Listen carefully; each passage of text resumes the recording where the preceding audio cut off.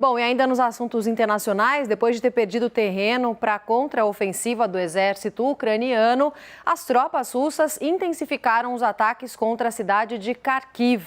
Nosso editor de internacional, Marcelo Favalli, está aqui comigo no estúdio hoje para mostrar os dois lados do conflito, como é que eles estão avançando e recuando nesse estágio que a gente acompanha da guerra. Favalli, bem-vindo. Boa noite, Roberto. Boa noite a todo mundo que nos acompanha. É o seguinte, numa guerra se tem sempre versões, né? O presidente ucraniano Volodymyr Zelensky disse o seguinte, no comecinho da semana, ele falou que estaria tendo uma retomada de cerca de 1.000 quilômetros quadrados de terreno. Depois, quando foi no sábado, 2.000 quilômetros. E hoje, ele falou que já são 3.000 quilômetros de avanço. Bom, claro que cada lado do conflito tem a sua versão.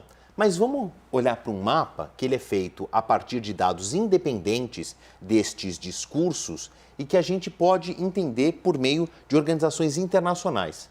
Tá aqui, ó. Para que fique mais claro, eu vou usar uma ferramenta que amplia para a gente entender como é que está esse ponto da guerra hoje.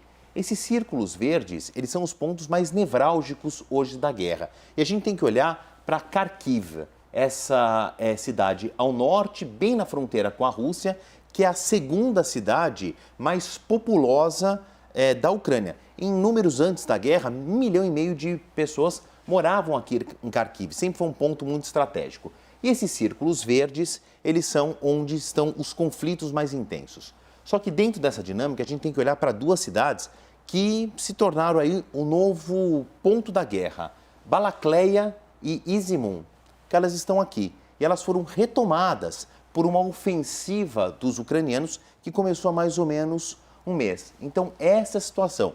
No discurso dos ucranianos, essa área rachurada e esses pequenos pontos azuis que foram realmente identificados por imagens de satélite, por um think tank, por uma organização não governamental dos Estados Unidos, houve então o entendimento que há um avanço, uma retomada de terreno por parte dos ucranianos. Ponto pacífico, isso é verdade. Para o discurso do presidente Volodymyr Zelensky, é o seguinte, houve 3.000 quilômetros quadrados, um avanço de 1.000 quilômetros no começo da semana, 2.000 quilômetros no sábado, 3.000 quilômetros somando tudo no domingo, o que de fato, se for verdade, estamos falando de um avanço muito significativo.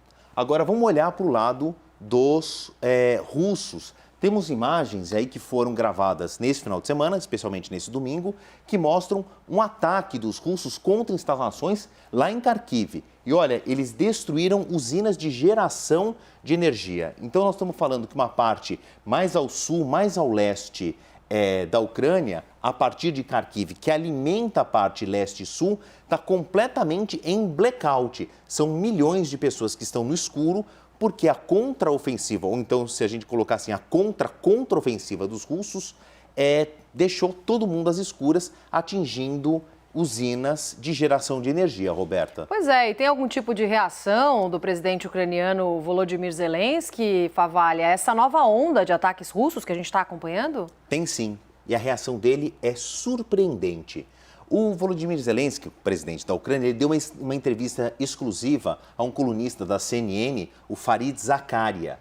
A gente já viu outras entrevistas do Zelensky, outros pronunciamentos. Ele nunca estava em público, ele nunca estava a céu aberto, sempre num bunker e dificilmente ele falava onde ele estava.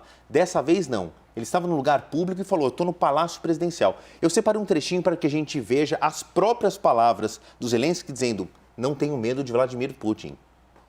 So I feel like every time I've talked to you in the past, you've been in a bunker. Yeah. Now here we are, we did the interview in the presidential palace, we're on the grounds. Is this a confidence that Putin can't hit you here? Nobody knows where he wants to push rockets from the morning each day. So nobody, I think, understand it till they begin to do. Each morning and in the night, the rockets can come from any, from even Belarusian territory, from Russia, from occupied territories. It doesn't matter for me because what we can't be afraid of him, and I don't afraid. Impressionante, hein, Favalli? Impressionante. E para a gente encerrar, agora um outro fato, que são imagens que chegaram da Ucrânia, daqueles pontos que eu mostrei, das cidades retomadas, os soldados sendo recebidos de braços abertos por cidades que estavam sob domínio dos russos e voltaram agora ao domínio ucraniano. Os soldados são recebidos pela população que ainda ficou no local com a bandeira e festejando aí essa contraofensiva positiva, bem-sucedida dos ucranianos até o momento. Roberta. Tá certo, Favalli, muito obrigada pelas suas informações. Até mais, bom trabalho.